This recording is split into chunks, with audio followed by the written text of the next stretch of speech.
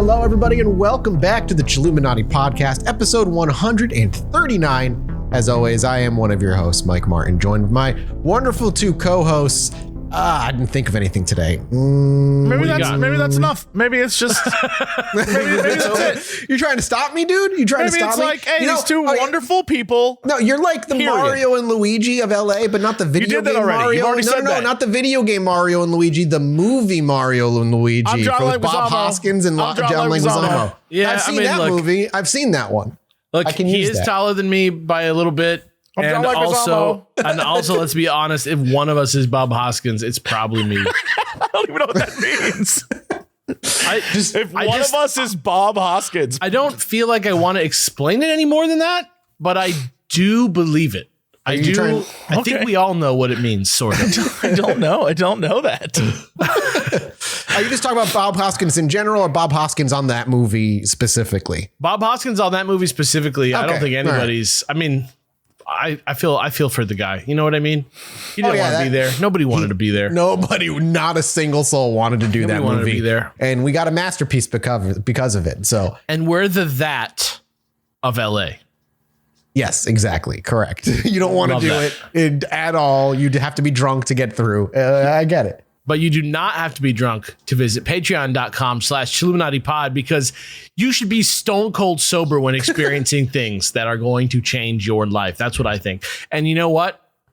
Patreon.com/ChilluminatiPod. Why isn't that thing for you now already? Number one, keeps us going, keeps us living. It's like you're paying to further something. We're not corporate. It goes right to us. You know, you're just paying to make something that you like. Keep going. What if we became corporate, though? Like we infiltrated the system?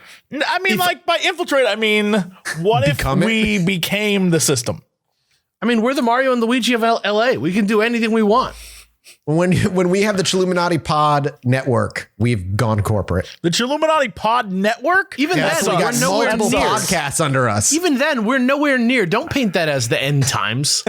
That's good. That just means we're diversifying our income and doing good. That's not corporate. That'll never happen. We're not going public with our company. We're not making millions of dollars on podcasts. But if you go to patreon.com/ChilluminatiPod, we can get there one day. Keep the lights on. Get free stuff. It's a win-win, people. It's a win-win. You like art? Guess what we got? Art. You like more Chilluminati? Guess what we got? Chilluminati mini-sodes. Okay? Think about that. That's all good stuff. And there's thousands of them on there. Thousands of minutes. Thousands of seconds. No. Thank you. Okay, I was going to say, do we need to asterisk that? Because I'm not sure that's true. Thousands of seconds of minisodes on there. Hundreds of thousands of seconds of minisodes on there that you've never heard before unless you're there on patreon.com/ChilluminatiPod. So get there, be square. Because we don't care. You get it? Nope. We don't care if you're square. Be there. Just trying out some new... I'm gonna let that one sit and simmer for a little bit. What do you guys... You like that one? Should we keep that one? I think we swear, we don't care. Chilluminati podcast. Patreon.com.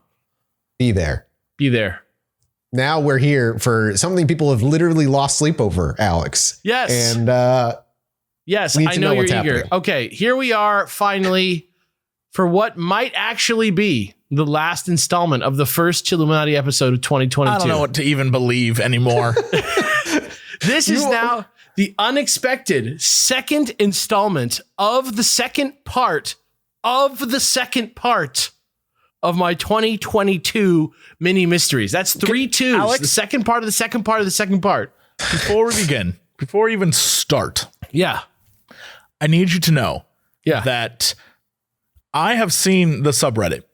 I have seen the hope that you gave all these people that whatever riddle and mystery you've created is a thing. I'm gonna let you know. I think that it's not. I think you said a thing just to mess with them.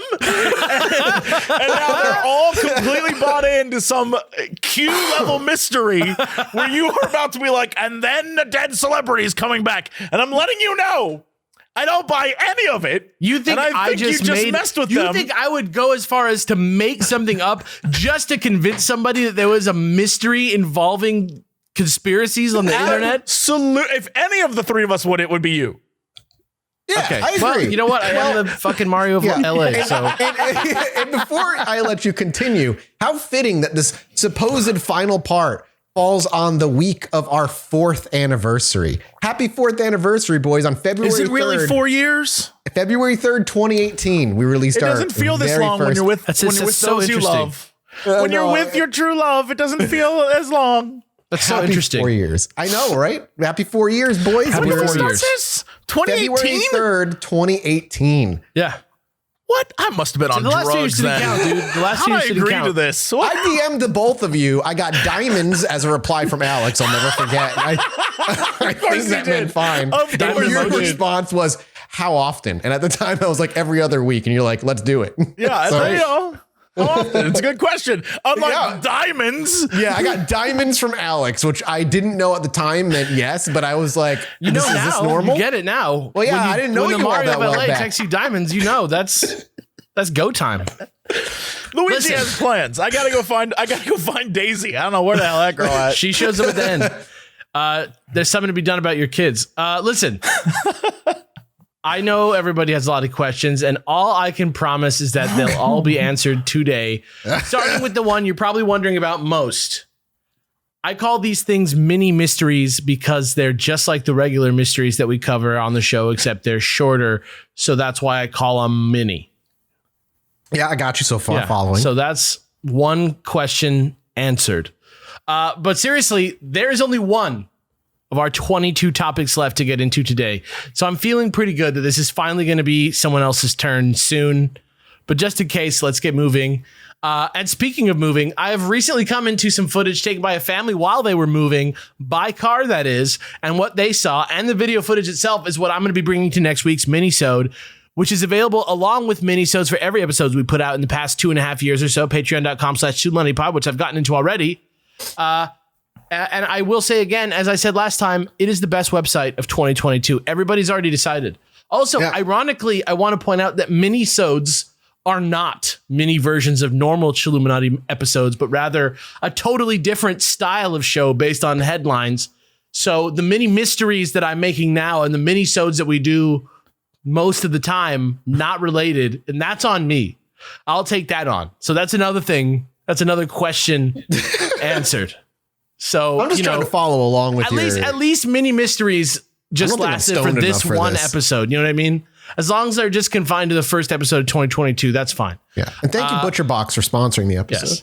Yeah. As I've been saying, please take care. Everything I say with a grain of salt. I'm an enthusiast at best. I'm an idiot at worst, and absolutely not a historian by any stretch of the imagination. Well, those are Jesse's episodes. That said, I do my best to give you something that is both very entertaining and not misleading, so I hope that's cool enough with you. Also, content warning, this episode contains some mature and possibly offensive themes, including racism, sex crimes, and violence. In some ways, today's entry on the list is the tamest of the 5 episodes, weirdly. But either way, please remember that from this point on, you're proceeding at your own risk. I'm not going down if something I tell you makes you throw up. That's not, that's what I'm saying. Let's fucking go. Number 22, the man who tried to kill Edwin Walker.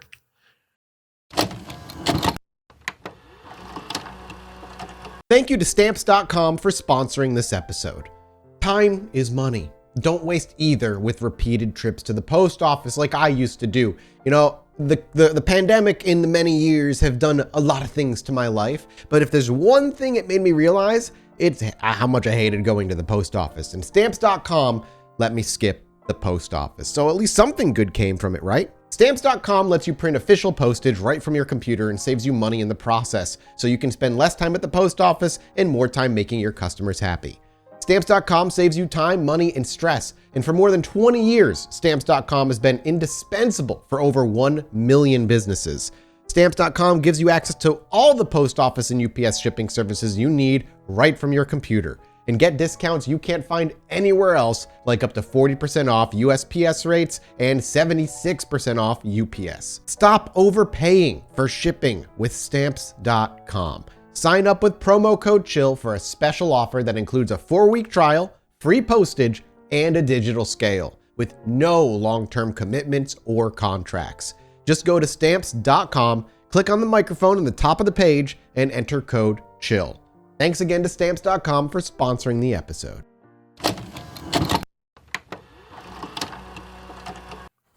On the night of April 10th, 1963, Time out. Time out. Mathis and I, you were like, the following story may contain some really crazy shit. And then Mathis and I were ready, and you're like, all right, and your first story, the man who may have killed Edwin Walker. We're just like, oh. The look of disappointment. I was hoping it would be like the murder of like Downton Abbey or something crazy. The murder of Downton Abbey? Yeah. What are you talking about? They have another movie out. They're fine. Don't worry about them. There's a ghost in every frame. That's a fictional show. That's the movie we're watching this month on Chill Tracks. Actually, technically, all the Downton Abbey people would be dead. So, like, that's true. If you think about it. Yeah, very true. Maggie Smith you know what? can live forever, sometimes, though. you know the saying, you can't judge a book by its cover. Yeah. Sell me, Alex. What do we got? Yeah, don't worry. On the night of April 10th, 1963, General Edwin Walker was sitting at his desk, which was situated in the dining room of his home in Dallas, Texas. He was a rather notorious figure, stemming from the fact that in 1961, just 2 years earlier, he had resigned his commission from the U.S. Army during his tour of duty. He was the only person to do that in the 20th century, which is pretty crazy.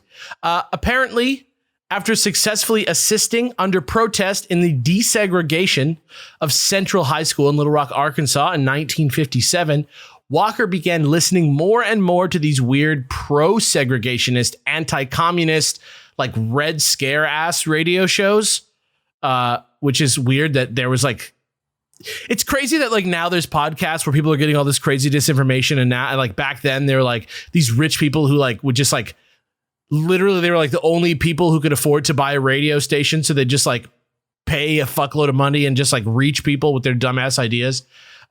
He met with the John Birch Society also, which is this sort of like shadowy, extreme, far right political advocacy group about advancing his opinion that Eisenhower was a communist operative and that the civil rights activism that was going on in the 50s and 60s, early 60s was a communist plot.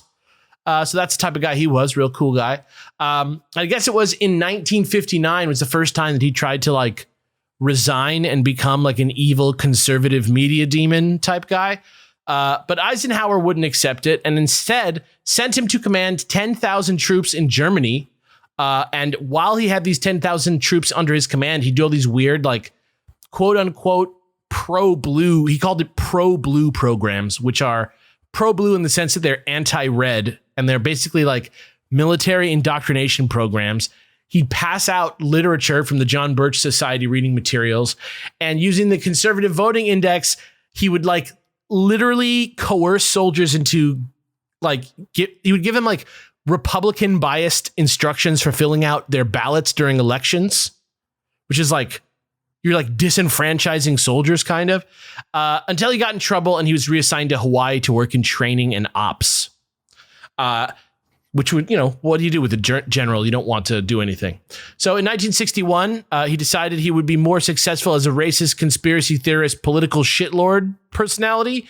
So he finally got Eisenhower to accept his resignation, and he jumped into a career of talking to people on microphones, giving speeches, interviews, stuff like that, riling up white segregationalists and uneducated lifers into supporting or condemning whatever he needed them to do, even if it was against their own self-interest. This is the classic sort of thing that happens with people like this.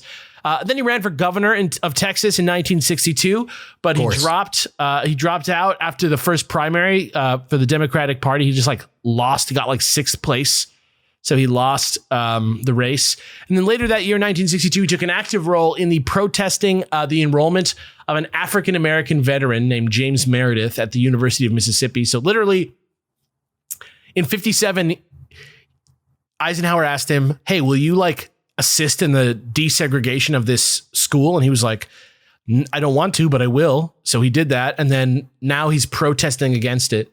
And here's a little quote for Jesse to read from him, from a statement that he made on TV on September 29th, 1962. This is Edwin A. Walker. I am in Mississippi besides Governor Ross Barnett. I call for a national protest against conspiracy from within. rally to the cause of freedom in righteous indignation, violent vocal protest, and bitter silence under the flag of Mississippi at the use of federal troops. This today is a disgrace to the nation in dire peril, a disgrace beyond the capacity of anyone except its enemies. This is the conspiracy of crucifixion by Antichrist conspirators of the Supreme Court and their denial of prayer and their betrayal of the nation. So this is just like a normal White House briefing from like 2018, basically. Yeah. Anyway, next day on September 30th, there was a 15-hour riot on the campus where 6 federal marshals were shot. 2 people were shot execution style.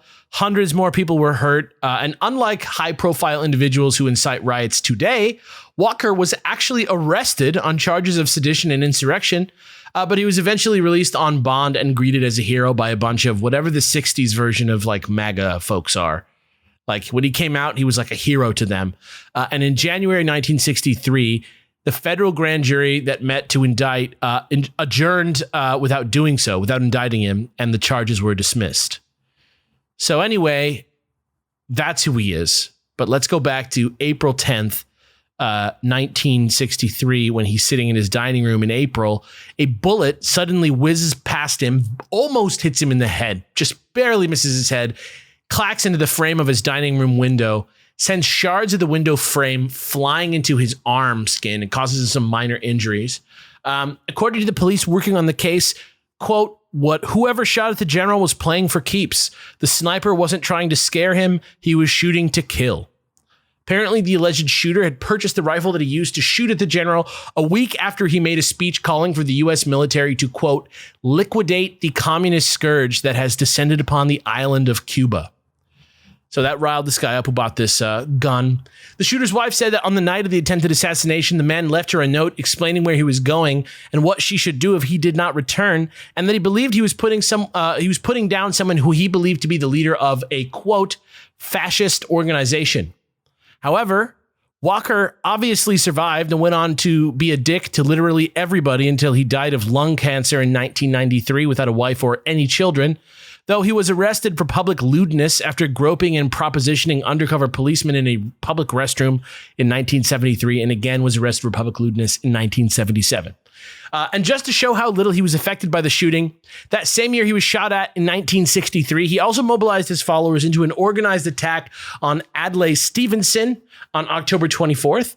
And then the following month, on November 22nd, he organized a black bordered advertisement as well as publicity handbills, which he distributed in advance of President Kennedy's motorcade through the city later that morning. So now I should probably start talking about the mysterious puzzle that I mentioned at the end of the last episode.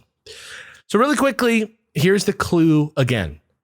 If you remember what I said last week, it was this. If the title of each episode part was reduced to a single digit, you might be able to figure it out, right? That's what I said. So let's break that down. Or actually, let's leave it up to Reddit user HTES1, who said this on the Chilluminati subreddit. The titles via Alex are Part 1 of 1, Part 2 of 1, Part 1 of 2, Part 2 of 2. So maybe 1212 or 1122, or maybe it's just a callback to the start of the episode where they're talking about these episodes being code for Alex being a serial killer.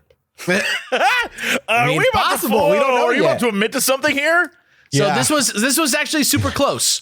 But then 10 days ago, stardom. 10 days ago, another user posted a comment on that said 1122, as in 11/22/63. Are we finally getting a JFK episode? And if you go on the Reddit and you look at that post, you will see that I made eyeball emojis to that post in my comment because they were 100% right. I am doing a JFK episode. So kudos to them. They figured it out, but now their Reddit account is deleted. So is that a coincidence? Yes. But is it? Yes, it is a coincidence. Anyway, the rest of this episode is going to be the secret part 1 to the long-awaited 4-part John F. Kennedy assassination episode, which I promised you. Are we going into a 4-parter now? No. I promised you this episode over 2 years ago. This is part 1. Every other episode that I do for the rest of time is going to be a JFK episode until it's done. Wait, but what? Aren't there more that you have to do from 22? So you're gonna set one. No, we've done 20. We've done 21. We've done 21 of the mini mysteries. This is mystery 22, the man who almost shot Edwin Walker, which we're getting into now. And then also, this episode isn't just part 2 of part 2 of 2, part 2.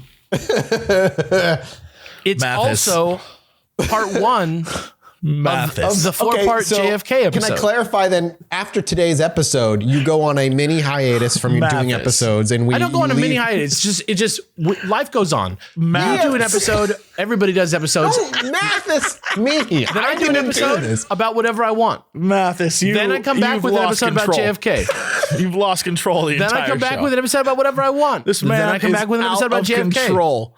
And every other time you see me on as the episode runner, you'll get an episode about JFK. We have gone at it. We're out of control.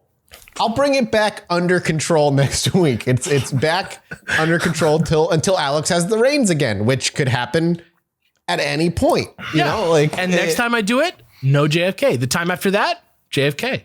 So you're gonna So you're going to alternate after this. Every other Alex episode is a JFK episode. Yeah, what? I thought you said that you were going to finish it. This is nonsense. It's going to be a 4-part JFK episode that's coming every other time. Every so often, whenever you feel like it. Every other time I do an episode. What are you doing every other time? Every other time. Oh, my God. Oh, my God. What do you mean every other time? Every other time. What? I do an episode, then it's a JFK. Then I do an episode, then it's a JFK. You talked to me like you fucking consulted me or anything. I didn't have that. We're equal partners in this fucking show. Oh, I don't feel like it. I don't feel like I'm an equal. What are you talking about? How dare you? JFK part 1. How dare you do this? JFK part 1 today. Right, and then JFK part 2 probably in April sometime. Because I'm about to do a 3 or 4 parter that's gonna go straight on. Yeah. I'm gonna finish it. Then I'll be back. Then I'll be back. 18-part series. This is madness. This is what happened. Then I'll be back. What happened to us? What do you mean we've already done 4-part series in the past? Oh my God! This is one episode. What are you guys talking about? There has been one episode this year. No, you can't. There are 4 lights, Alex. There are 4 lights. 4 lights. All right. So first, today we're going to do a timeline of the events that occurred that day. That's fine. I just feel like I can hear the screaming audience in the future. This one's like going through time and space. This one's like the prologue. You have to think about this one as the prologue to like 3 big chunky episodes about JFK. Yeah, because here's the thing about JFK, right? There's so many completely different theories about JFK that like the facts of the different theories require different people to do different things in like different parallel universes to each other, pretty much. Right? So I'm going to do today, what I'm going to tell you is I'm going to do a timeline of the actual days of the assassination. You're going to sort of understand the structure of these couple of days in November. Yeah. And we're going to have a really good understanding of that. And we're going to just a general idea of what this is and why people are worried about it. And then the next 3 episodes about this that you're going to get are each going to be a deep dive into one of the big theories about JFK. So you're like laying a foundation upon which you're building a JFK house. Yeah. And then next time you see me, no JFK. And then JFK. Right. And then no JFK. And then JFK. And then do we find out the final episode of JFK, this JFK house you've been building, will turn into the final episode of the Greenstone Trilogy? I have no comment on that at this time. I have no comment on that. I just want to sprinkle some more chaos in there. I just want everybody to know that I haven't forgotten one thing that I've ever said into this microphone for any reason. You got a fucking steel trap brain. It's all part of the plan. It's all coming together. Jesse's like, he's gone now. It's all coming together. And he's listen, out. If you guys were looking for a more politically and morally positive conspiracy theory involving a Kennedy to get obsessed with on the internet, you're in the right place, baby. All right, here we go. I just figure a lot of people don't know. Like, if you're not American or you don't care about history, you probably don't know that much about this. You probably know very basics. You've probably seen a clip of it in media somewhere. But I promise that later in the year, when this is all over, you're going to feel like Charlie in the Pepe Sylvia episode. You know what I mean? He's just going to be like extremely confused and stupid. No.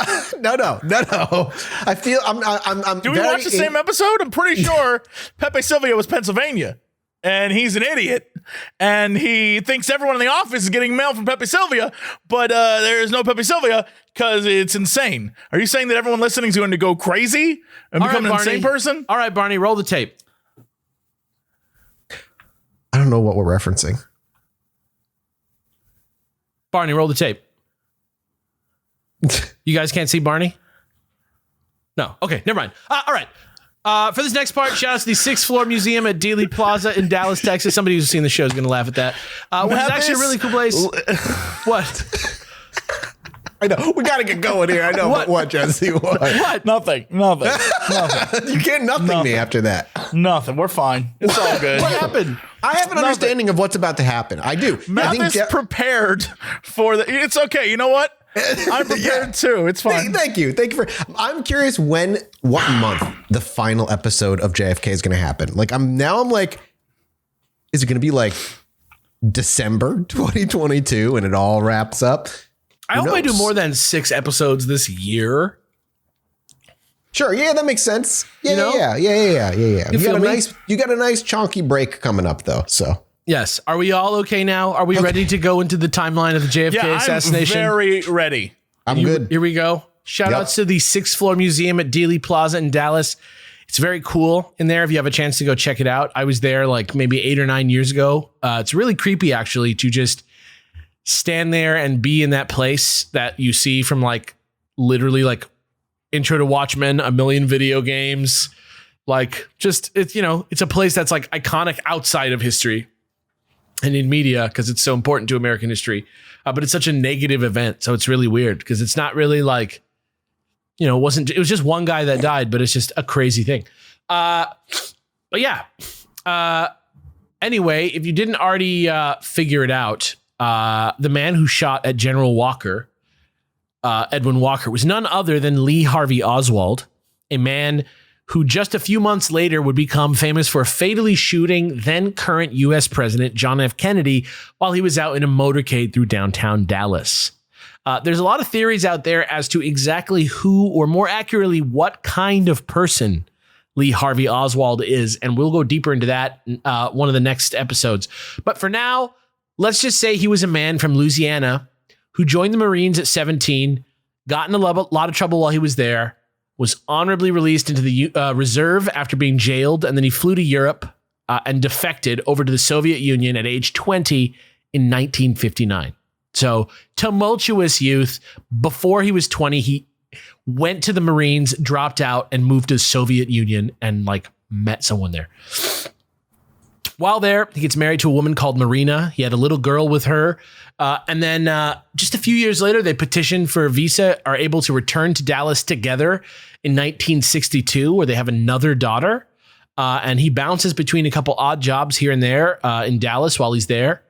Some people say he spoke really good Russian, but not everybody says that. But it was just a little bit after being fired at a graphics arts firm the following April in 1963 that he decided to get on a bus with his 6.5 millimeter Carcano rifle that he'd bought the month before to get ready to shoot Edwin Walker and take it over to General Walker's house before running off to lay low in New Orleans a week or two later after he tried and failed to shoot him. So while there, he did some work printing and passing out leaflets for the Fidel Castro Fair Play for Cuba Committee, and even had a radio debate against two prominent right-wing political figures, like on the radio. He actually went on the radio himself and debated them. But eventually he made his way to Mexico by September to try and apply for a visa to Cuba. But that wasn't approved until October 18th. And by then he was already back in Dallas, where he had just started working 2 days earlier, filling orders at the Texas School Book Depository, which was overlooking Dealey Plaza in downtown Dallas, where apparently for the short time that he worked there, he was seen as a super hard, good worker who wasn't well liked. It wasn't like he was like known for being nice, but he wasn't in any way hated or negative felt by, really. He was kind of like a normal hard worker guy that most people probably didn't pay much attention to. Yeah, overall. yeah, exactly. I like eating, and I like the things that I eat to be shipped to me because stores are scary. And you know who ships me really great food and meals right to my doorstep? That's right, it's a sponsor of this episode, Hellofresh. With Hellofresh, you get farm-fresh, pre-portioned ingredients and seasonal recipes delivered right to your doorstep. Skip trips to the grocery store and count on Hellofresh to make home cooking easy, fun, and affordable.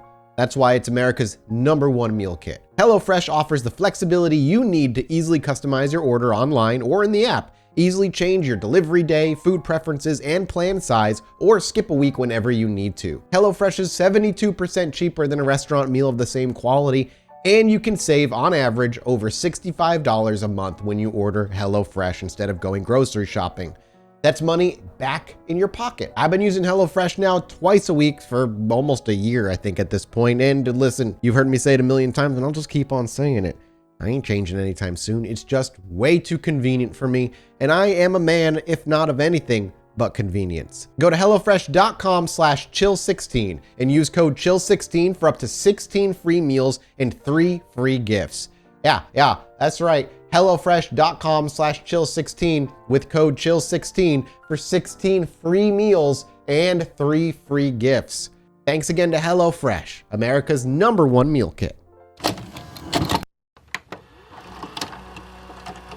Like I say, you probably have a lot of questions about Oswald. We'll get into them eventually. Trust me.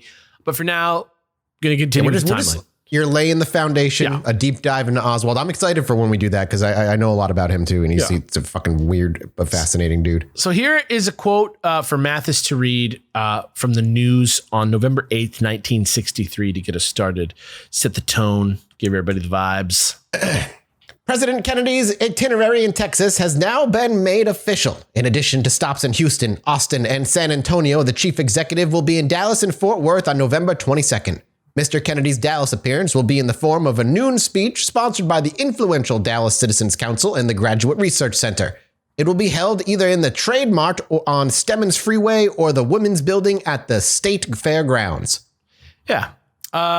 So that was what was going on. He's going on like a tour in Texas to do some stuff.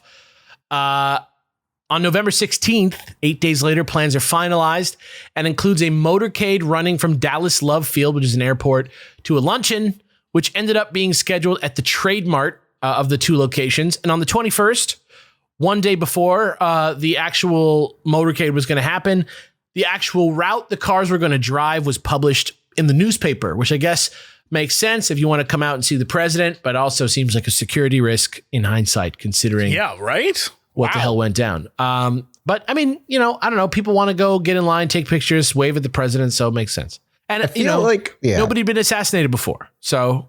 And I feel like there was. I can think of one guy who would be like, "Hold on, I was shot in the back of the head." Yeah, but in this type of context, right? Like.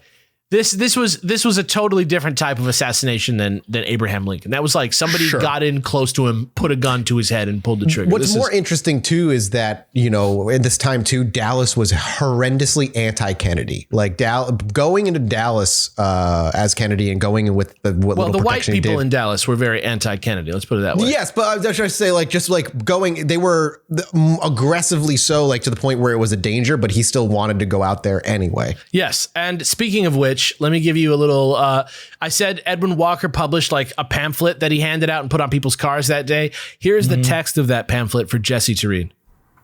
Oh, wait, is it too big? All right, it's going in the Twitter. Hold on. Okay. We gotta always got that back. We got that chunky boy quote for the Twitter. You know what I'm saying? That big boy thicky quote. Oh, wait, I opened the wrong one. This is a DM with me and Mathis. That's the loots. It's the loot. That's the loot thread. Whoa. Here's the good one. He got some extra loot that I had. You guys, oh my God, you guys have a secret chat? Just for loot. Is that where you talk? Is that where you talk about the fact that you're letting Alex pull us into insanity? Is that happy 4-year anniversary surprise? Oh. Alex is in charge now. The only insanity is the insanity that you perceive, my man. You know what I mean? Well, then I am cuckoo bananas. All right. Wanted for treason. This man is wanted for treasonous activities against the United States. 1. Betraying the Constitution, which he swore to uphold. He is turning sovereignty of the U.S. over to the communist-controlled United Nations. He is betraying our friends Cuba, Katanga, Portugal, and befriending our enemies, Russia, Yugoslavia, Poland. Okay. Poland in there, 2. He has been wrong on innumerable issues affecting the security of the U.S., United Nations, Berlin Wall, missile removal, Cuba, wheat deals, test ban treaty, etc. 3. He has been lax in enforcing communist registration laws. 4. He has given support and encouragement to the communist-inspired racial riots. 5. He has illegally invaded a sovereign state with federal troops. 6. He has consistently appointed anti-Christians to the federal office, upholds the Supreme Court in its anti-Christian rulings. Aliens and unknown communists abound in federal offices. 7. He has been caught in fantastic lies to the American people, including personal ones, like his previous marriage and divorce. Man, if anything, the 60s, dude. Thank God we're past all that. Yeah, thank God we moved on from that crazy stuff. It gives me like comfort almost. Like to know that we've never changed. I get the feeling in my mind all the time, like an existential feeling of like dread that like finally we've all gone insane and like the lunatics are running the asylum and like nobody knows fucking anything. And it's like Idiocracy is just like not a parody anymore. They just rebrand every 10 years, basically. I get that feeling all the time. And then I realize, no, that's just what we've all been dealing with. Anyway, President Kennedy arrives in San Antonio on Air Force One along with his wife and entourage earlier that day, speaks to the League of United Latin American Citizens in Houston, has a dinner honoring U.S. Representative Albert Thomas at the Sam Houston Coliseum. At 11:50 p.m., the Kennedys arrive at the Hotel Texas in Fort Worth. It's a huge affair. Tons of people and cameras, both in front of the hotel and inside the lobby as they try and wade through it. But finally, they end up sleeping their last night together in Suite 850 at the Hotel Texas. That same night, Lee Harvey Oswald gets a ride from work to the home of Ruth Payne, where he spends the night with his wife, Marina, and daughters before heading back to work the next day with his co-worker, Buell Wesley Frazier, who said he came in that day at 7:21 a.m. holding a huge brown paper bag, which he said held, quote, curtain rods. At 8:45, yeah, I know. You got it, bud. No problem. Yeah. No questions here. Rods, Enjoy your day. Just bringing them to work with you, 7:20 in the morning. Guess you needed them to be at home with you. At 8:45 a.m., Kennedy delivers an unplanned speech to the absolutely huge crowds waiting for him in front of the Hotel Texas. They set up a whole thing with cameras and microphones. He's able to do it in the parking lot, meet people, touch everybody's hands and stuff before heading in for another big speech at the Chamber of Commerce breakfast at 9:45, which ends up being his last ever public address. At 10:40, the Kennedys head out to the Carswell Air Force Base for a quick jaunt on Air Force One from Houston from Fort Worth to Dallas Love Field for the start of the motorcade that they announced. And it's so busy that they just decide, you know what, fuck everything else we're going to do. We're just going to like say what's up to the people at the gates to the airport, and then we're going to get in the car and leave. And they leave at around 11:52 a.m. By 12:27 p.m., crowds of almost 200,000 people are lining Main Street in downtown Dallas as the Kennedy's car makes its way along the route that was published in the paper. President Kennedy and his wife Jacqueline are accompanied in the vehicle by Governor Connolly and his wife Nellie. And they're sitting like the Kennedys in the back, the Connollys ahead of them. 12:30 p.m., as their four-door 1961 open-top Lincoln Continental limousine enters Dealey Plaza, Nellie Connolly turns to Kennedy and says, quote, "Mr. President, you can't say Dallas doesn't love you." And Kennedy smiles at her and replies, "No, you certainly can't." And right moments later, as the car makes a left turn onto Elm Street on its way to the Stemmons Freeway exit at 11 miles per hour, It goes past the Texas School Book Depository where Lee Harvey Oswald worked. Oswald was even seen on the 6th floor of that building twice on the day of the shooting. Just checking out my curtain rods out here. Nothing to worry about, everybody. On the 6th floor window. No big deal. Kennedy begins to wave at someone in the crowd and a shot rings out. A few people realize what it was right away, but the average person probably wouldn't have recognized it as a gunshot. But thanks to the famous Zapruder film of the incident that exists out there, you can watch it online if you want. But I warn you that if you are not okay with watching some man get his skull cap blown off without any sort of, censoring or anything, don't watch that unless you're ready for that. It can be brutal. Yeah. But within 1 second from watching that film, we can tell that the governor and the president both heard the shot because they both turned to look within 1 second at what's going on. Governor Connolly couldn't see the president, so he started to turn back towards him. And even though he didn't remember hearing a second shot, he was hit in the upper right back at that moment by a bullet, which came out of the other side of his body, went through his right arm and into his thigh. So that's a pretty crazy little bullet there, if you know what I'm saying. Here's a quote from Mathis to read of what Governor Connolly said next. And please try and give this the proper gravitas. If you can just imagine you've just been shot in a car with the president of the United States. All right. Oh, no. My God, they're going to kill us all. There you go. That's perfect. I felt like I was there. That was awesome. Yeah, thank you. I really transported yourself back into that time zone. Thank you for doing that for me.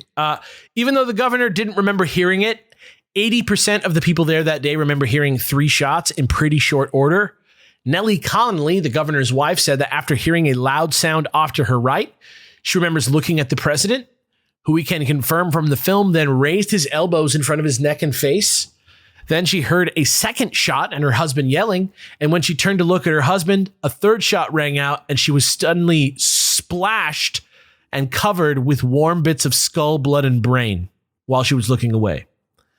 According to the official story, what happened was that Kennedy started out waving, was also struck by the same bullet that hit the governor because the way the car was, if you look at it, if you're picturing it and you're picturing one bullet do that, it seems like almost impossible, but you have to know that the way they were sitting in the car, they were not even sitting at the same height as each other in the car. So it was a very different situation than you would expect it to be.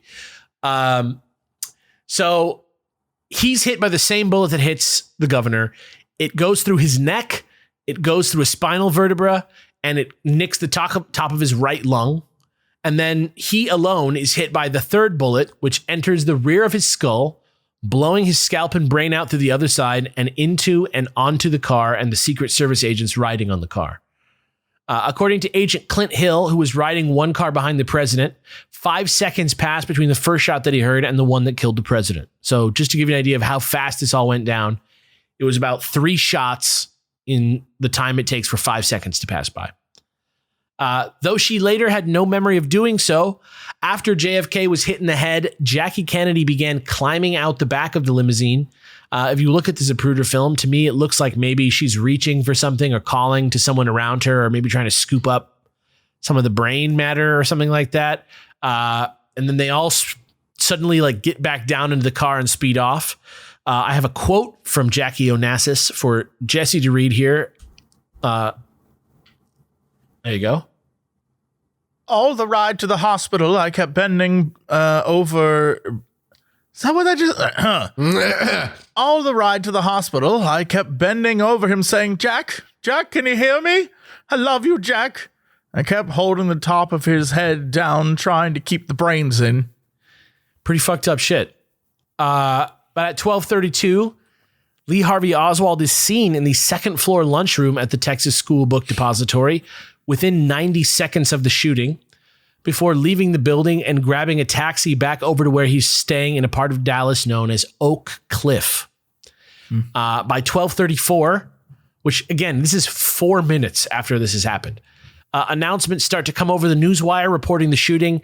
And here's one from Mathis to read to give us the flavor. This one's going to have to go in the Twitter undoubtedly. So I'm just going to go ahead and drop it there without even thinking about it. This is a newswire report. Oh, there it is. The president, his limp body cradled in the arms of his wife, was rushed to Parkland Hospital. The governor also was taken to Parkland. Clint Hill, a Secret Service agent assigned to Mrs. Kennedy, said he's dead as the president was lifted from the rear of the White House touring car, the famous bubble top from Washington. He was rushed to an emergency room in the hospital. Other White House officials were in doubt as the corridors of the hospital erupted in pandemonium. The incident occurred just east of the triple underpass facing a park in downtown Dallas. Reporters about 5 car lengths behind the chief executive heard what sounded like 3 bursts of gunfire. Secret Service agents in a follow-up car quickly unlimbered their automatic rifles. The bubble top of the president's car was down. They drew their pistols, but the damage was done. The president was slumped over in the back of the car face down. Connolly lay on the floor of the rear seat, holes in chest. Okay, yeah, that's it. Sorry, I actually paced a little bit more. You good. But yeah, pretty wild shit. Pretty nuts situation. At 12:45 p.m., the director of the FBI, J. Edgar Hoover, calls Attorney General Robert F. Kennedy to tell him his brother's been shot. At the same moment, the first description of the suspect goes out on the police radio. I'm going to drop that into the Zoom chat for Jesse to read right here. The suspect from Elm in Houston is reported to be an unknown white male, about 30, slender build, 5 feet 10 inches tall, 165 pounds, armed with what is thought to be a .30-30 rifle. Yeah, so that's like 15 minutes after the shooting. At 12:58, Father Oscar Huber arrives to administer last rites to the president at Parkland Memorial Hospital. And back in Oak Cliff, Lee Harvey Oswald grabs his handgun from his room where he was renting at 1026 Beckley Ave and walks out the front door. And at 1:00 p.m., November 22nd, 1963, President Kennedy is pronounced dead at Parkland Memorial when there's no heart function or something like that. Though I suspect that he was dead long before this, considering he was shot in the fucking head. Yeah, I imagine he had been dead for a while. I mean, I don't know if you've seen the Zapruder film all the way through, but it is a pretty, I don't see anybody getting up from that injury and living for any amount of time. Yeah, no, I've seen the film. Yeah. It's I don't see him living past that either. Again, his body may have been working, but yeah. I mean, that shot is like... Again, folks, do not watch that clip unless you are truly ready to watch something pretty stunning. Or completely desensitized like us. Yeah. Whoa, don't include me in that. All right, well, like me then. Yeah, come on. Haven't you seen Jeff? Sensitive. He's always crying during these awful episodes with all the violence. I'm very sensitive, and not the entire time like, I love history. It's so interesting. I love history. I love it so much. I wish that was everyone. That's like the idea. That should be the ideal man. That should be the ideal mate. Is somebody who's you heard like that, everybody out there? Jesse is the ideal man. I'm the ideal man. Hey, baby, I never told you about historical facts that I'm really passionate about. George Washington had wooden teeth. Oh, fuck. All right. Oh. I don't even know if he actually did. That's a myth. That's another history's mysteries. Let me tell you about cherry trees. Oh, that's a whole thing. All right. At 1:12 p.m., 42 minutes after the shooting, during a search of the 6th floor of the Texas Schoolbook Depository, Dallas County Deputy Sheriff Luke Mooney heads to the southeast corner of the building near the window and finds a little sniper nest with 3 empty rifle shells. 10 minutes later, Dallas County Deputy Sheriff Eugene Boone finds a 6.5 millimeter Carcano rifle, exactly the same MO style as the ones that were used to shoot at General Edwin Walker, etc., wedged between some boxes nearby on the other side of the room. 1:15 p.m., Dallas police officer J.D. Tippett stops Lee Harvey Oswald near 10th and Patton and Oak Cliff for matching the description on the APB. Oswald shoots and kills the man to escape. So he just dead ass shoots a cop in the middle of the street in broad daylight just after doing what he did at the deposit. He certainly seems like he lost his nerve after that and went pure panic mode. 100%. At 1:30 p.m., Press Secretary Malcolm Kilduff officially announces the death of President Kennedy from a nurse's classroom at Parkland Memorial. And during the commotion at the hospital, employee Daryl Tomlinson discovers a bullet on a stretcher in the hallway, which is later identified as Warren Commission Exhibit 399. You may see more about this bullet later in these episodes. Thanks to ExpressVPN for sponsoring this episode. To fight back against big tech's control of the internet, I use ExpressVPN. Ever wondered how free-to-access tech giants make all their money? Well, it's by tracking your searches, video history, and everything you click on, by building a profile on you and then selling off your sensitive data. When you use the Expressvpn app on your computer or phone, you anonymize much of your online presence by hiding your IP address. That makes your activity more difficult to trace and sell to advertisers. What's more, Expressvpn encrypts 100% of your network data to protect you from eavesdroppers and cyber criminals. What I like most is how easy it is to use. It just takes one click to protect all your devices. That's why Expressvpn is rated #1 by Business Insider. So let's stop allowing big tech to revoke our rights to free speech. Why not revoke their right to your data instead? Secure your internet with VPN I trust for online protection. Visit expressvpn.com/chill. That's expressvpn.com/chill to get 3 extra months free with our exclusive link. Go to expressvpn.com/chill right now to learn more.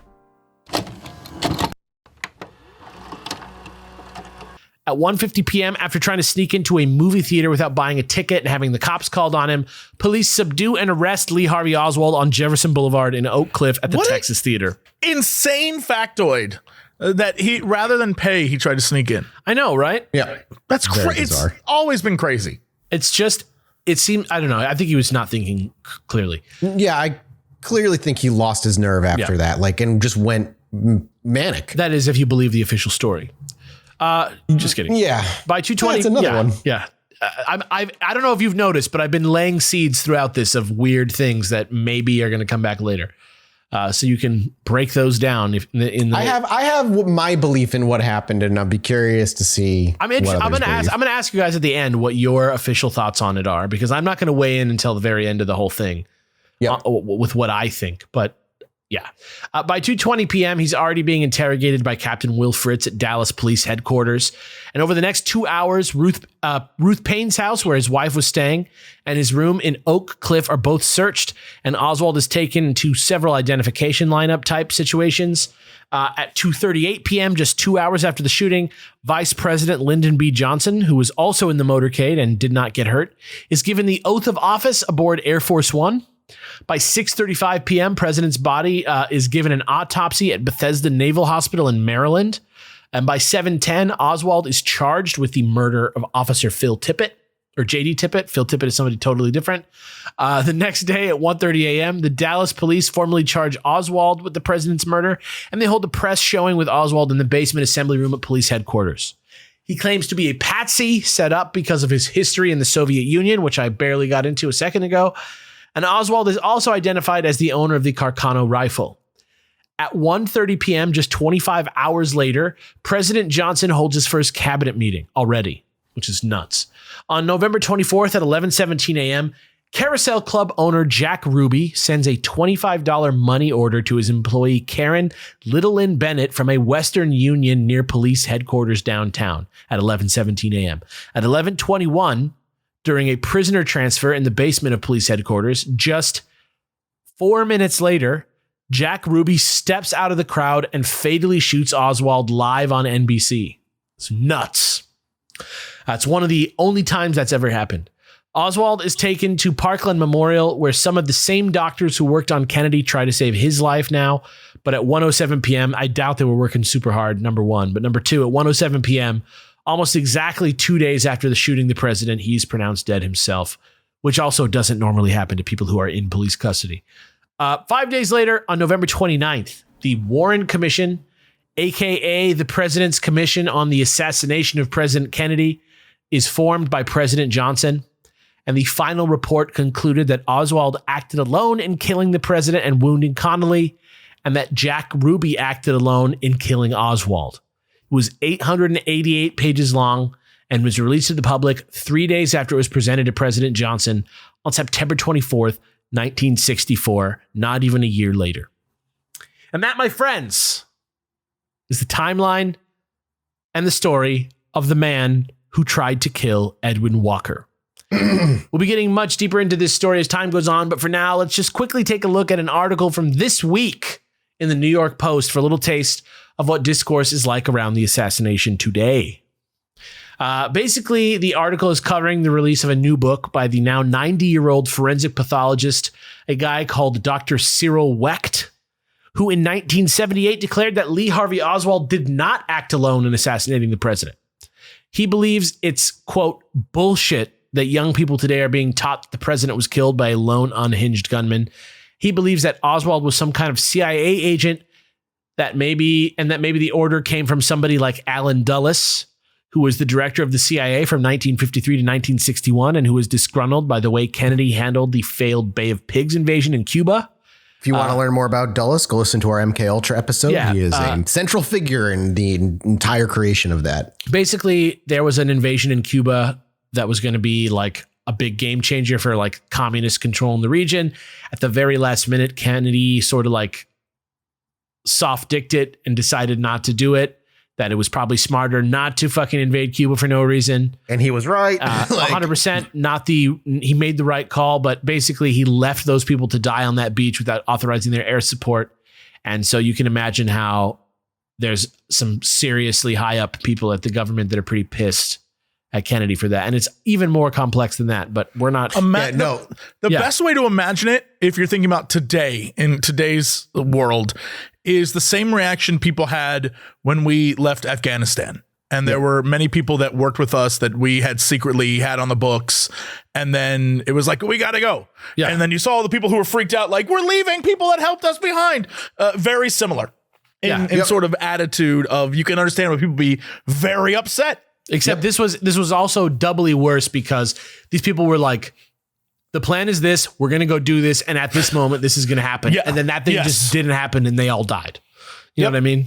It's fucking terrible. But yeah, then Kennedy was mad about the way that Dulles handled it and fired him. Right. So here's a quote from Dr. Wecht about that for Mathis to read really quick.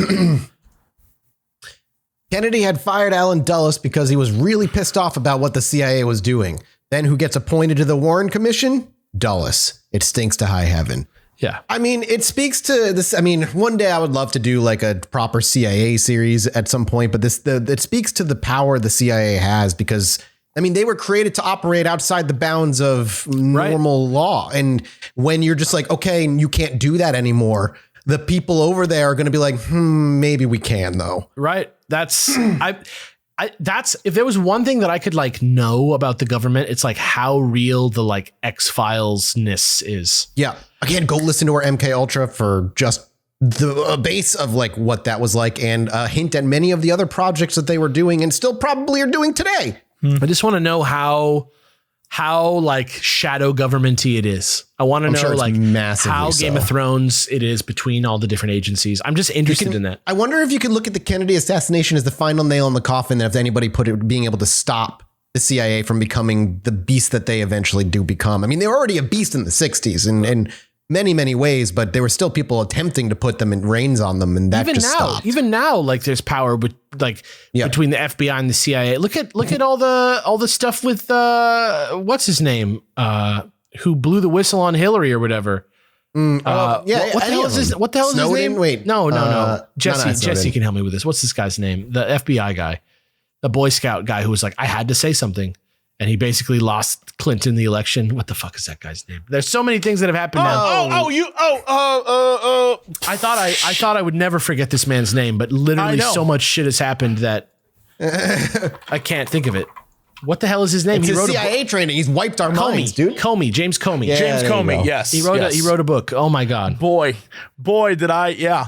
Totally forgot that man existed. So important to like modern history. I was about to be like Mueller, obviously, but I was like, no, that's wrong. Yeah, it's not even Mueller. This was before that. Yeah. Yeah, no, I totally forgot this man. Yeah. This was like 10 days before the election guy. Yeah.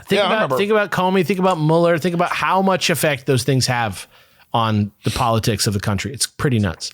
But just to give context about this guy, Dr. Wecht, this guy is not like a crackpot guy. This is not like some guy like when me and Mathis do like an Alien episode and we're like, he's got a new book out. This is not that. This is a former coroner. He's a trained lawyer and doctor. He's performed 17,000 autopsies. He gave expert testimony on the deaths of Bobby Kennedy, Martin Luther King Jr., Elvis Presley, John Benet Ramsey, Lacey Peterson. Like this guy is and continues to be, before and after he broke his theory about the Kennedy assassination, was an expert. And now in 2022, as a 90-year-old man, he is saying, I stand by what I said, and that I still believe there was no lone gunman. It's a conspiracy. There's a lot more to this article, but here's a little more of it for Mathis to read from the guy. Sure. Just to give you some fertilizer, because right now, as we reach the end of this, I want to give you guys the homework. And I don't mean you guys, obviously, Mathis and Jesse, but you guys out there listening.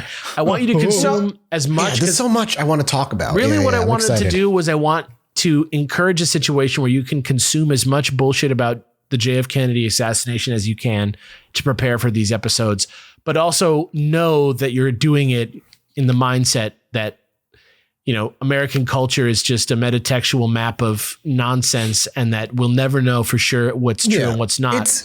It's also important to know, like, man, and especially in that particular point, even if, you believe that Harvey Oswald was like a lone gunman, Kennedy had 1 million enemies, and they were all in Dallas around that time. Yeah. Mafia connections were in Dallas that hated him.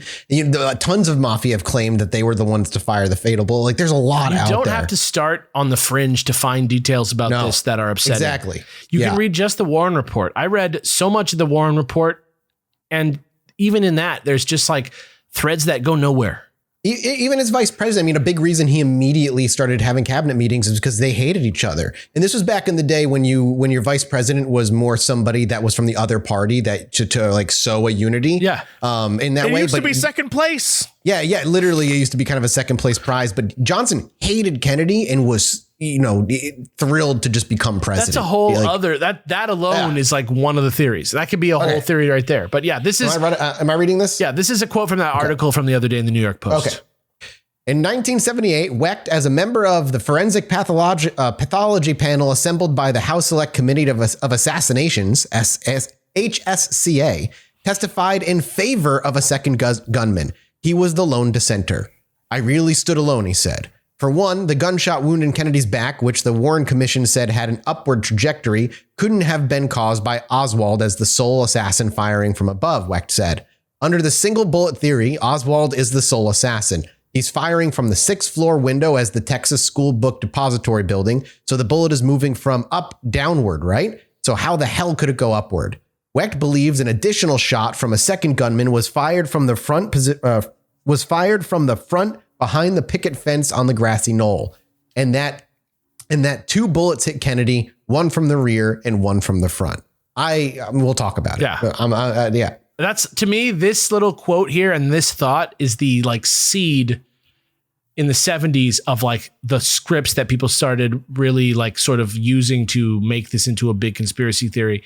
Obviously, there's been conspiracy theories from the very beginning, but as we have seen on Chilluminati in the past, a lot of what happens is that, the thing happens, and then over time, some key people have some theories about what the truth is that sort of just get latched onto or not. It's never like an objective academic inquest, right? So, that's the idea of the second gunman on the grassy knoll and the plausibility of it.